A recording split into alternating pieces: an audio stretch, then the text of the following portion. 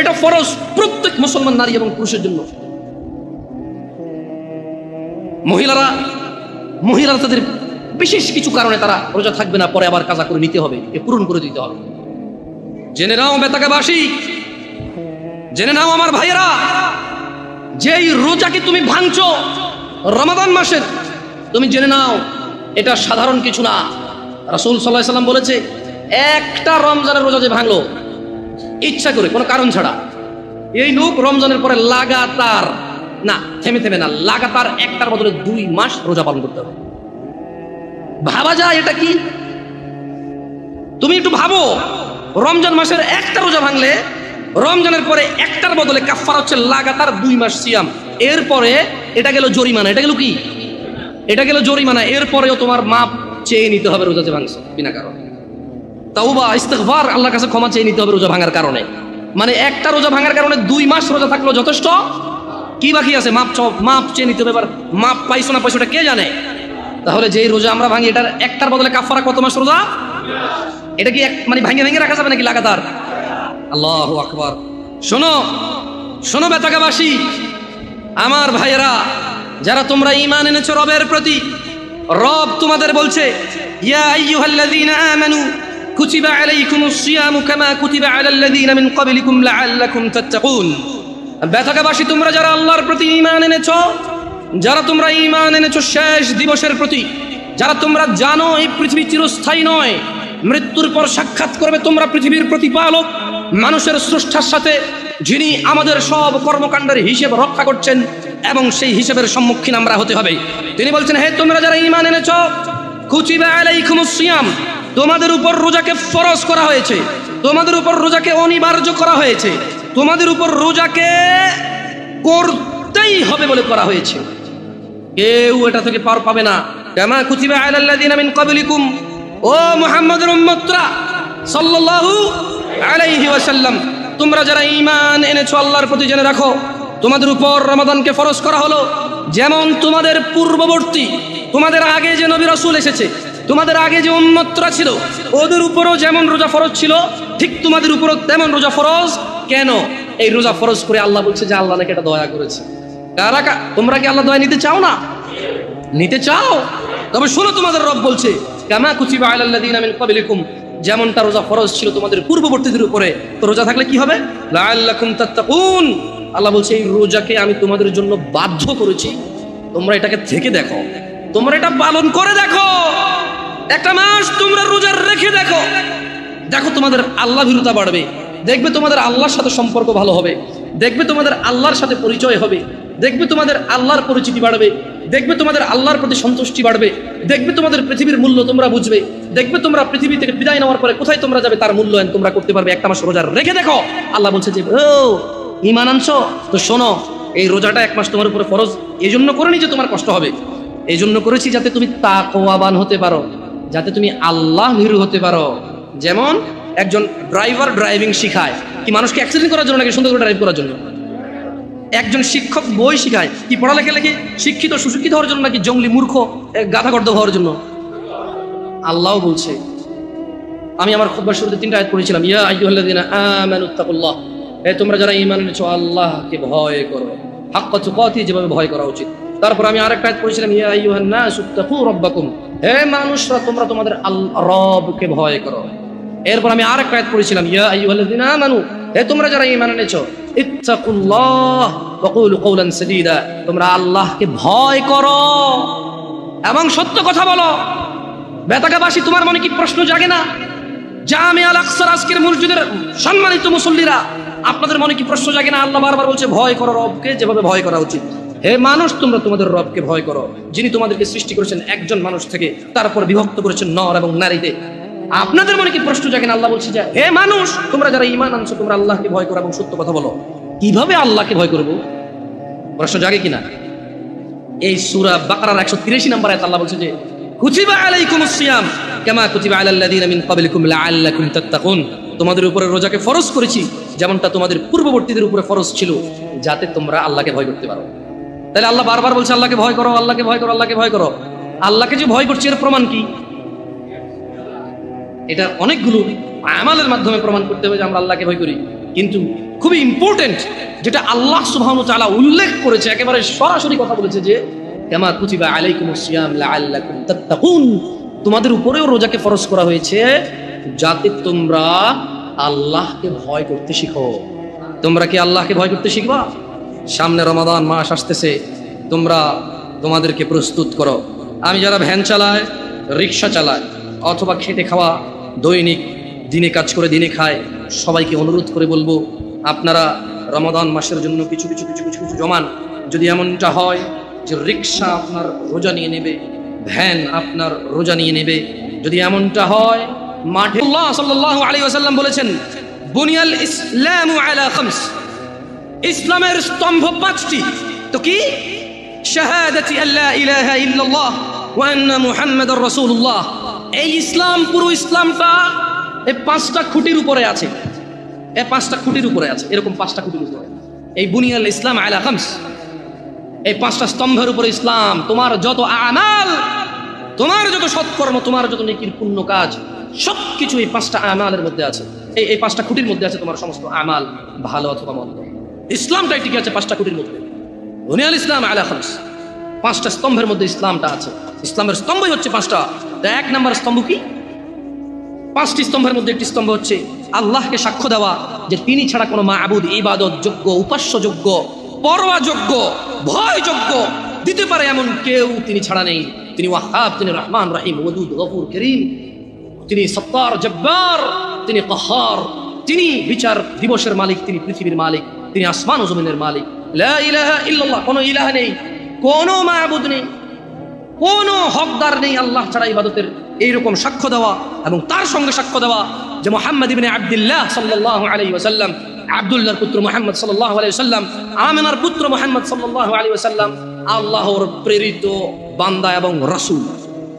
এই সাক্ষ্য যে দিল, সেই ইসলামের একটা স্তম্ভকে দাঁড় করানো নিজের জন্য। ওয়া ইকামিস সালাহ, এবং সালাত প্রতিষ্ঠা করা। সালাত হচ্ছে ইসলামের আরেকটি স্তম্ভ। ওয়া ইতাইজ যাকাত, এবং যাকাত প্রদান করা, যাকাত আদায় করা, যাকাত দেওয়া ইসলামের আরেকটি স্তম্ভ। ওয়াল হজ, এবং সামর্থ্যবান হজ করবে, সামর্থ্যবান যাকাত দেবে। ওয়া সাওমি রমাদান, ইয়া নাস, মানুষ ইসলামের স্তম্ভ পাঁচটি। এই পাঁচটি স্তম্ভের মধ্যে অন্যতম একটি স্তম্ভ হচ্ছে ওয়া সাওমি রমাদান, রমজান মাসে সিয়াম পালন করা। তাহলে যে রমাদান মাসে সিয়াম পালন করে না, তার ইসলাম যে পাঁচটি স্তম্ভের উপরে টিকে আছে, এটা পড়ে গেল। পাঁচতলা বিল্ডিং, আরে পাঁচতলা বাদ দেন, দোতলা বিল্ডিং। আচ্ছা, এই মসজিদটা কোনো তালা আছে এখন? উপরে কি উঠছে? এটা যদি পিলার এখন যদি ভুলটু যদি ভেঙে দেওয়া হয়, এখানে এটার ভিতরে কে এসে বসবে এখন নামাজ পড়তে? পিলার কিন্তু 16-17টার উপরে আছে, জায়গা 18টা আছে মনে হয়, আরো বেশি হতে পারে, জানি না। যে স্পেস, সেই স্পেস আরো বেশি হতে পারে পিলার। এই এতগুলো পিলারের মধ্যে একটা পিলার যদি মানে কেউ যদি বলে যে ভাঙ, পিলারটা ভাঙ, ধর এটা ভাঙ, বসবেন না এখানে? আরে ভাই, 20, 22টা, 17, 18 পিলারের মধ্যে একটা পিলার ভাঙে গেলে বসবেন না? ভাঙিয়া পড়বে না? মাত্র 5টা পিলার ইসলামের। কয়টা? নামাজ একটা পিলার, যেটা অধিকাংশ মানুষের ভেঙে ফেলছে। নাই রমাদান এভাবে যে মানুষ ভাঙে, আমি ঢাকা শহর না গেলে আমি জানতাম। ওই যে তাল খাওয়া না দেখলে, বল্লা আল্লাহর কসম, আমি সৌদি আরবে ছিলাম, মানুষ যেভাবে জনসম্মুখে মুসলমান দাঁড়িয়ে আছে মুখে, আবার তারাবিও পড়ে, চেষ্টা করে মাঝে মধ্যে তারাবি পড়তে, 1-2 রাকাত 4 রাকাত চাপারে পড়ে। মানুষ যেভাবে সিয়াম মানে তার ইসলামের স্তম্ভটাকে সে নিজে যে ইসলামের উপরে টিকে আছে, সেই ইসলামের স্তম্ভকে যে তার জন্য নিজের জন্য যেভাবে ভেঙে ফেলে, এবং সে স্টিল দাঁড়ায় থাকে, মনে করে হ্যাঁ আরে মরে গেলে কোরআন খতম করে দেবে শেষ জান্নাত। এখানে মানুষ কোরআন পড়ে না, খতম করে।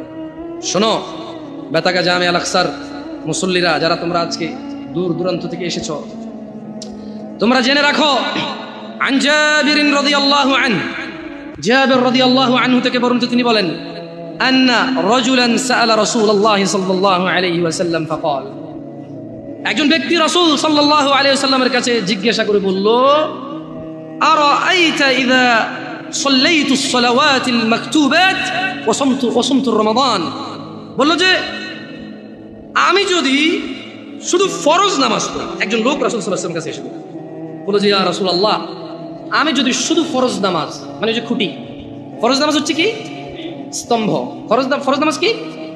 এই লোকটা বলছে যে আমি দিনে শুধু 17 রাকাত নামাজ পড়ব, সে ভিতির পড়বে এমনটা বলেনি। নফল এগুলা বললে আপনারা কি ছেড়ে দেবেন নাকি ভিতির নফল? আমি মনে হয় নফল আর ভিতির ছেড়ে দেওয়ার জন্য বলতেছি, ঠিক না? বহুত খারাপ এই হুজুর, ঠিক না? এই যে ইউটিউবে আমার লিখবে তো কি খারাপ হুজুর। আমি ভাই হ্যালো, এটা বেনামাজিদেরকে বলতেছি যারা নামাজ পড়ে না, তাদের নামাজটা তাদেরকে পরিচয় করে দিচ্ছি। আর ও যখন 17 রাকাত নামাজ পড়বে, ও নিজেই উইতির পড়বে, সুন্নাহ পড়বে, নফল পড়বে, আলহামদুলিল্লাহ। ওর যখন ভালোবাসা চলে আসবে নামাজের সাথে, ও নিজেই এই হুট করে বজু করে 2 রাকাত নামাজ এমনিতেই পড়বে ইনশাআল্লাহ। নামাজটাকে ভালোবাসলে ও উদ্বিগ্ন হয়ে যাবে যে জোহর শেষ হয়ে গেলে আসর কখন আসবে। ওর পীড়া যন্ত্রণা শুরু হয়ে যাবে, আসর হয়ে গেল, কি রে 5:30 বাজে আজান দেয় না, কি রে আজান আসছে কটা বাজে, 3 মিনিট পেয়ে। আমি দেখছি মানুষ, আপনারা দেখছেন কি না? মানে হাঁটতেছি বলো যে কি রে 5:30 বাজে আজান দেয় নাকি দিয়ে দিছে। আমরা ওই ঘুরতে গেলাম আর কি আমাদের এদিকে এলাকায়, যাক নাম বললাম না, আছে এখানে মসজিদে উপস্থিত আছে মাশাআল্লাহ।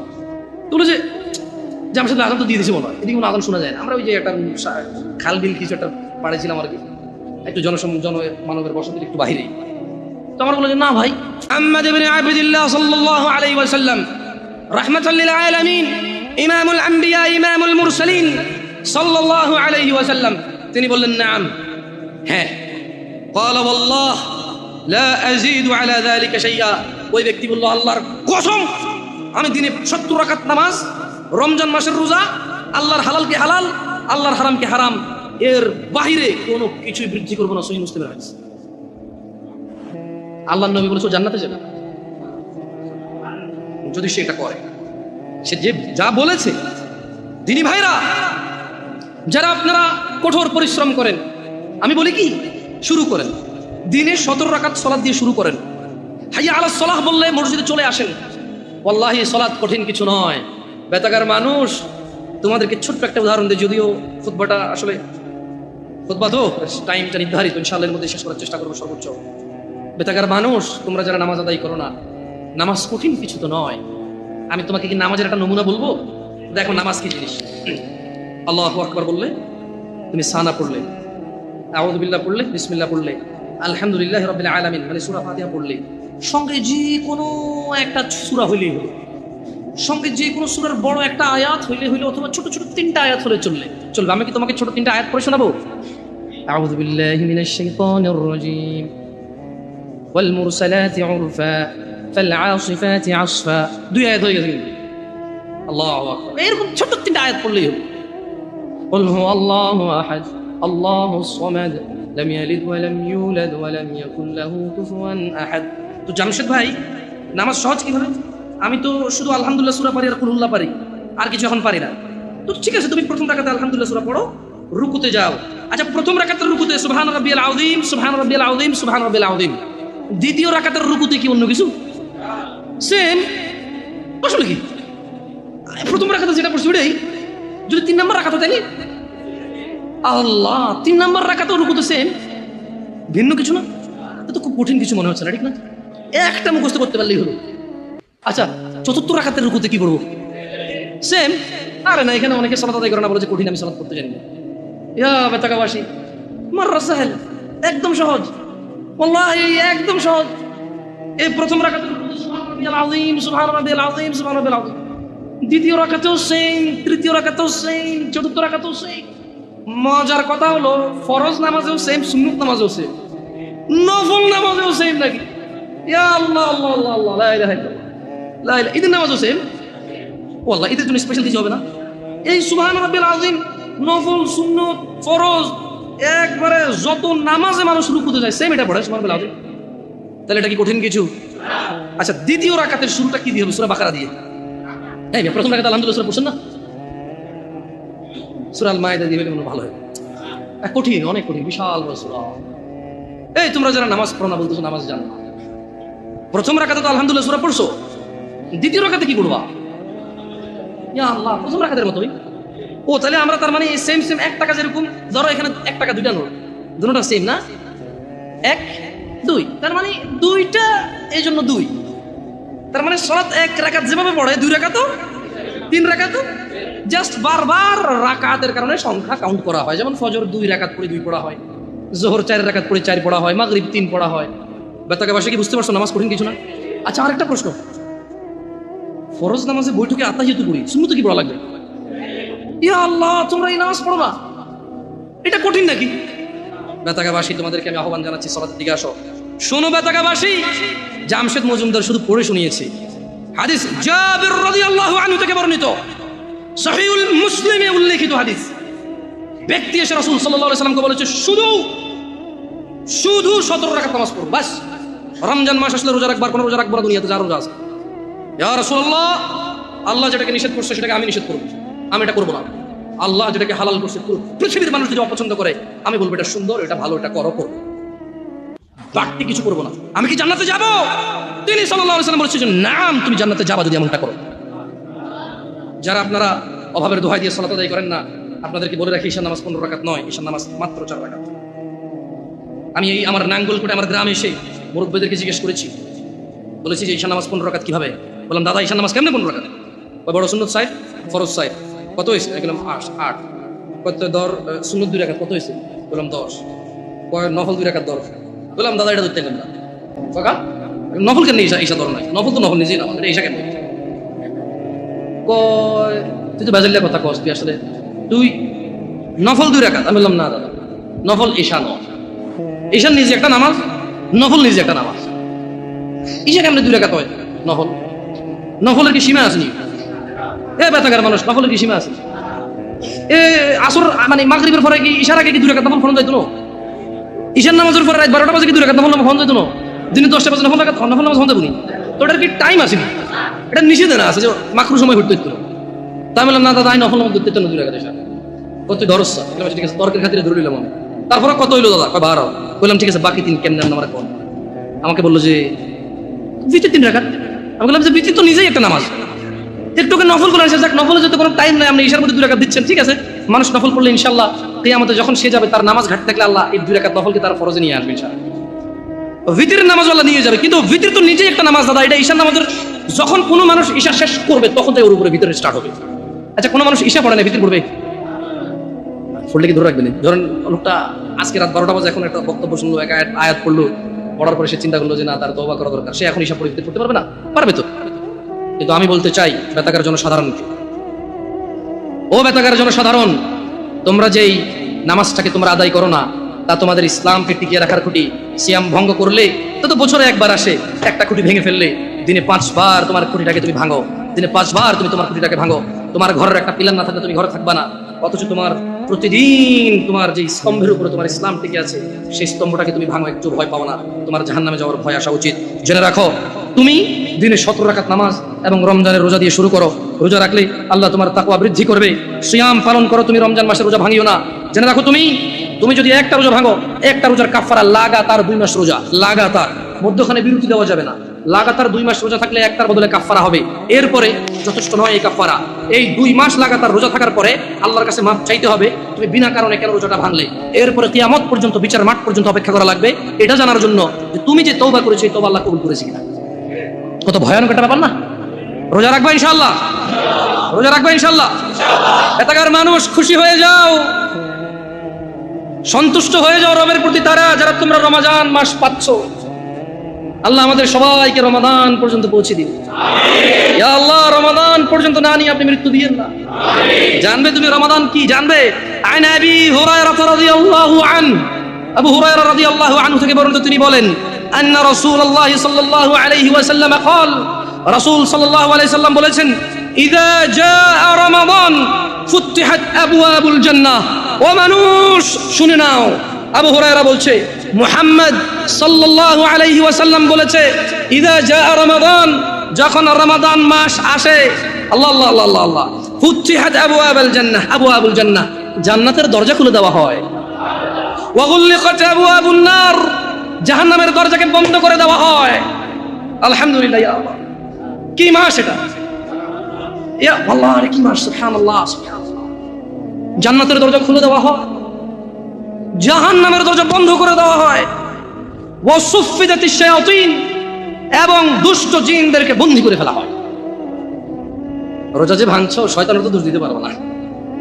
রমজান মাসে যারা নামাজ পড়ে না, তারা তো ইবলিসের দোষ দিতে পারবে না। যদিও কিয়ামতে ইবলিসের দোষ দিয়ে পার পাওয়া যাবে না রমজান মাস ছাড়াও, কিন্তু বড় আফসোস, যারা রমজানের সিয়াম পালন করে না, 5 ওয়াক্ত সালাত আদায় করে না, জেনা করে, ধূমপান মদ পান করে, গাঁজা পান করে, যারা রমাদানে জুলুম করে স্ত্রীদের প্রতি, যারা ছেলে সন্তানের প্রতি জুলুম করে, যারা গালাগালি মারামারি করে, তোমরা রমাদানে ইবলিসের তো দোষ দিতে পারবে না।